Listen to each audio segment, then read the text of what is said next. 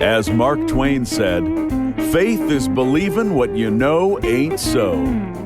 This is Freethought Radio. Welcome back to Freethought Radio. I'm Laurie Gaylor, flying solo today. We had sad news recently that one of our favorite freethinkers and feminists, a friend, Barbara G. Walker, died in December at the age of 95. And this is going to be a memorial to her. Back in 2022, I had the privilege of interviewing her, Barbara G. Walker, and I should say briefly that she was known first as a knitting expert, then became the famed author of the monumental and best-selling Woman's Encyclopedia of Myths and Secrets, and at least 26 other books. And so we are going to play that interview from 2022. So first, Barbara, I do love the story that you have told me about how, as a child, you first started to doubt the claims of religion. Can you retell that? Okay, I've told that story many times. I was about 6 years old, and a dog that I loved very, very much had died. And our minister came to visit my mother, and I asked him how I would see my dog again in heaven. And he said I would never see my dog in heaven because dogs don't have souls, and God doesn't allow them in heaven. Well, I was overcome. He told me that I would see all my relatives in heaven instead because they're all human. And I started to cry, and I said, I don't want to see, I could trade a couple of aunts and uncles for my dog, can't I? He said, no, that was impossible. So I ran away crying and I was saying, I don't want to go to heaven. I think God is mean. And I ran away. And my mother, of course, made me come back and apologize. But I didn't apologize except in words. I really was very annoyed about that. And then when I went to Sunday school, I doubted all the things I was told. It didn't make sense. I thought God was pretty nasty about, for example, the example of Abraham. Abraham was told to sacrifice his son because God demanded it. And I thought, if God told me to kill my child, what would I do? I would tell God to go to hell. And of course, that kind of thinking was not going well. And finally, when I got to be a teenager, I read the Bible from cover to cover because I thought that's what I should do. And I was astonished. The God depicted in the Bible is a monster. He is cruel. He is fierce. He demands the elimination of whole cities, the killing of every man, woman, and child, and even every beast in the city. And the things that he asks people to do are incomprehensible. So the myth about Abraham, of course, was to show that you could substitute an animal for the son you were supposed to kill. And afterward, people did sacrifice animals. But God originally demanded a child. That's too much. Human or animal victims were apotheosized. And this was the moral equivalent of pond scum. And I thought to turn them into deities just because they were killed. So, Barbara, I remember a speech that you gave that we reprinted in Women Without Superstition, where you talk about entering Sunday school and being confronted with this life-sized crucifixion scene of torture, and being told God decreed this should be done to his own son. And that you began to think in your childish way that the God who decreed all this was some kind of a lunatic. Indeed. If he was supposed to be all-powerful He knew everything and had everything fixed the way he wanted in the first place. So why would there be all these mistakes? And I asked myself, if God is really so perfect, why isn't the world more perfect than it is? Well, then they came up with the devil idea. But God created the devil too. Not only that, but he created the worst concept of sadism ever, an entire eternal hell in which you would never stop suffering forever. What more richly sadistic idea could you get? I mean, this is the ultimate. And of course, if God didn't have everything he wanted the way he wanted, why not? Why would he give human beings free will to oppose him if he didn't want that? It made no sense at all. It was ridiculous. Barbara, you have criticized this common idea that we need to put the fear of God into children. Can you talk about the harm that you see from that? Well, putting the fear of anything into children is not a very cute idea. They do have to be aware of real danger. But God is not a real danger. God is an imaginary thing. Now, human beings are animals that are born more dependent than all other animals on earth. They absolutely cannot do anything for themselves at all for a year or two before birth. They cannot even get themselves to the teat because they're picked up and put to the breast by the mother. Everything they need in life is supplied by the mother, just like with other mammals.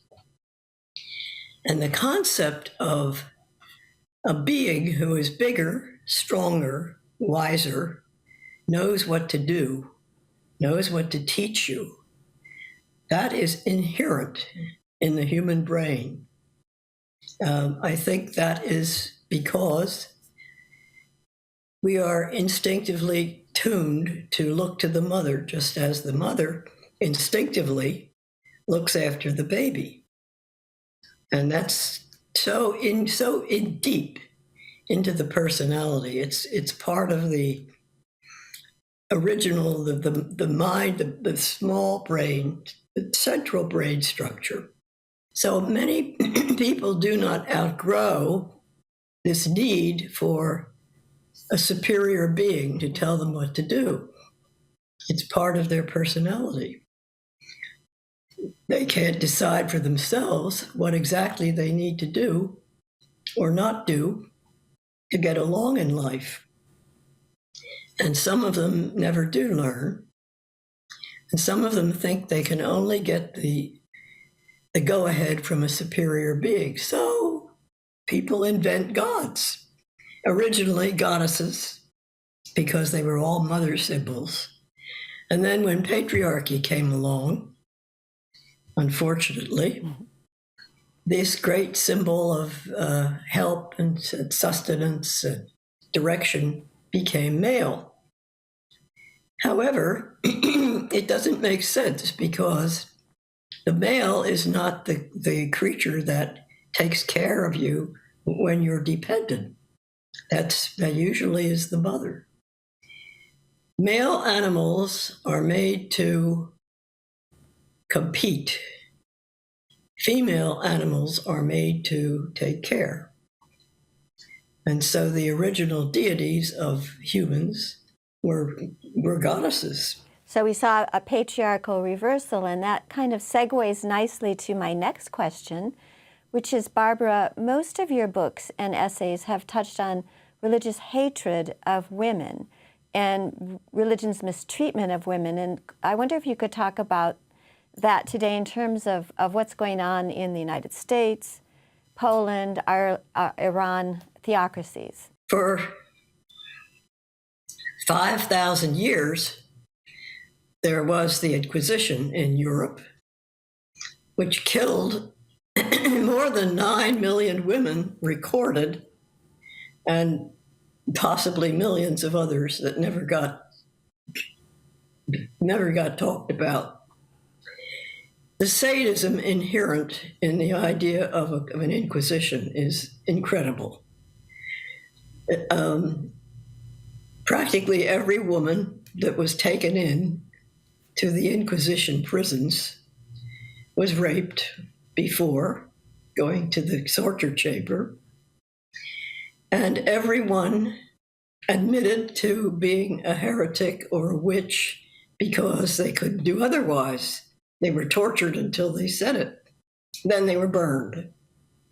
Now, as to the Inquisition, the reason the church forbids suicide, even today, is that the rule was made that if the accused, knowing he or she would be arrested, committed suicide in order to avoid the torture chamber, the church could not take their property. They had to have an admission of guilt before they could take the property, which they usually did right away, as fast as possible. And it was all these admissions of guilt that made the church the richest organization in Europe. And Christian churches altogether are still the richest conglomerate of organizations in the world. And all the money they take in is untaxed, so they can spend it any way they want. They claim to be helping people, but actually the money they spend in helping people is much less than the money they spend helping themselves. I'm memorializing the late Barbara G. Walker, and when we're back, in a jiffy, the last half of a 2022 interview with this amazing woman, writer, and skeptic.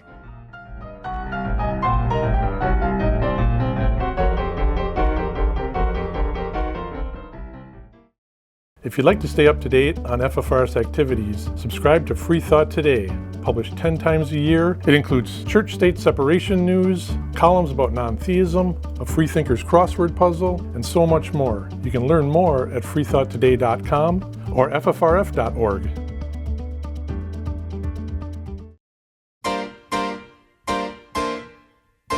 Beware of dogma. This is Freethought Radio. Welcome back to the final segment of this week's Freethought Radio. I'm Laurie, Gaylor. We're playing a 2022 interview with Barbara G. Walker, who died at 95 in December, as a memorial to this best-selling skeptics author, best-selling knitting author. Barbara led such a varied and interesting life. So let's continue. I would also love to hear your thoughts as a 92-year-old about the world today, especially what's going on in the United States with abortion rights and the Supreme Court. Are you feeling discouraged, disgusted, or do you feel hope? Disgusted is the word that I would use to describe it. The idea that we are going in extreme right wing again after what I thought was an improvement is pretty discouraging. I mean, what happened to the Woodstock generation? Why are they now turning to the far right again?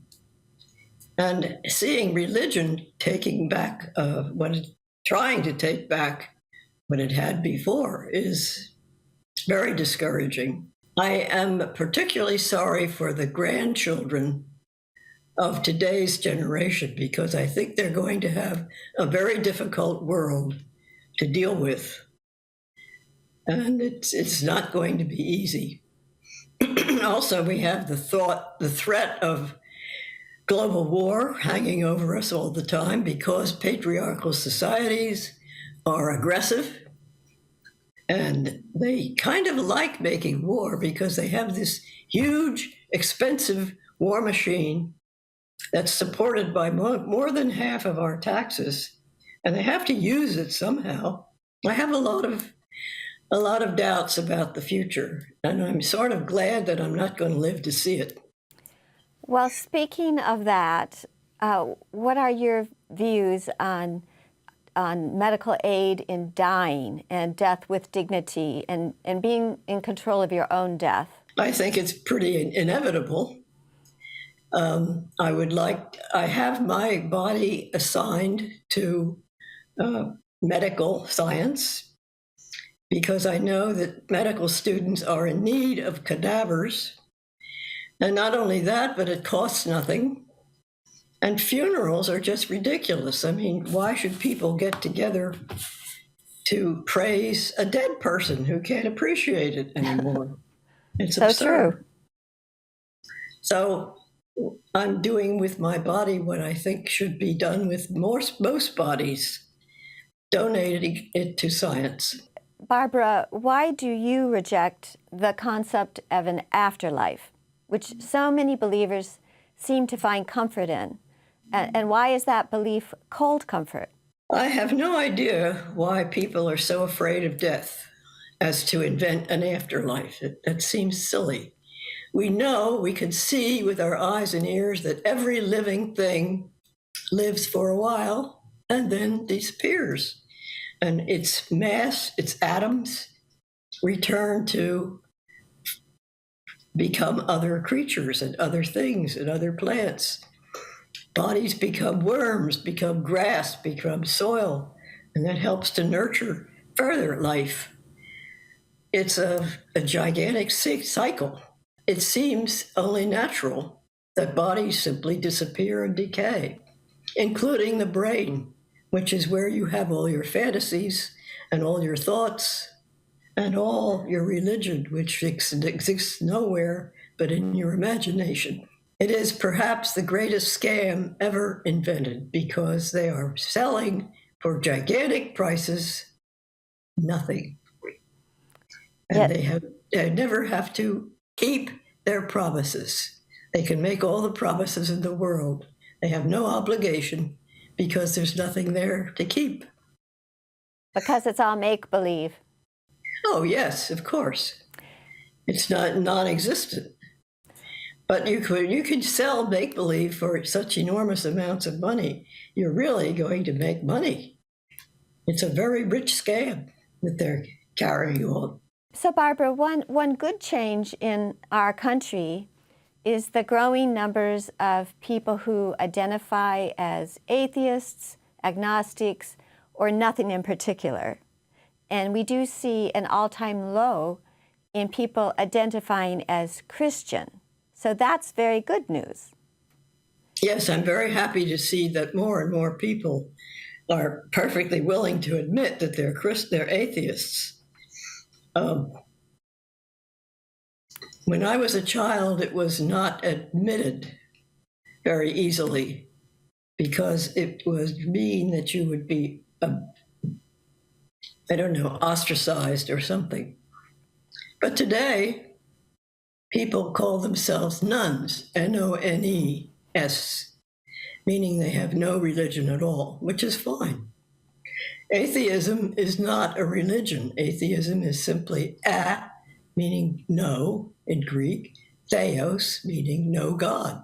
It has nothing to do with ritual or ceremony or music or any of the things that the church has adapted into their own advertising, so to speak.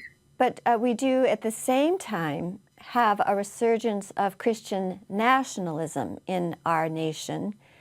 And what can be done to fight Christian nationalism and help defeat religion's hold on our species? All we can do is exactly what you are doing. Publish as much as possible that points out its flaws. Elect politicians who don't claim to be downright Christian, and keep the money from flowing into the wrong places. By wrong places, I mean the churches and their administration. I think we have time for one more question to you, Barbara. I wonder if you could talk about the doctrine of original sin, which is a doctrine that I particularly dislike. Of course. It's often a self-fulfilling prophecy. Could you talk about that? Every woman should abhor the doctrine of original sin, because that was devised by the Catholic Church to blame Eve for all the sins in the world and let Adam go free. So women were looked upon as basically evil by the church for a very long time, many centuries. And they are put down in such a way by religion that they feel that there's something really wrong with them, and they have to be obedient, and they have to be subservient, and they have to regret their own existence. And this is a foul thing to have to impose on women for so many centuries. Original sin is a terrible idea. And worshiping an instrument of torture, that is, a Christian cross, on which a man died in agony, is worshiping a patriarchal symbol, because it originally, way back in Hinduism, the cross represented male genitals. And so it became a male symbol. The oval, of course, was the female symbol. But the whole idea of original sin, blaming it on women, is a terrible patriarchal idea. It underlies all of patriarchal religion. And it makes men able to put women down in various inhuman ways. And therefore, it should be eliminated altogether.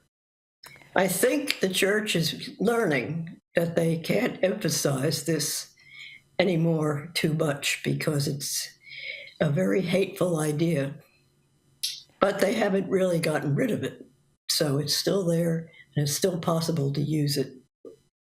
So speak out against that particularly. That was an interview I was honored to do with Barbara G. Walker, author of The Skeptical Feminist, Man-Made God, and the monumental Women's Encyclopedia of Myths and Secrets. That is our show for today. If you're a member of FFRF, thank you. If not, please join us or ask for more information at ffrf.org, or you can request a sample copy of the current issue of Freethought Today. And by joining us, you don't just support the radio podcast, you support our vital state church litigation, and you become part of the largest Freethought association in North America.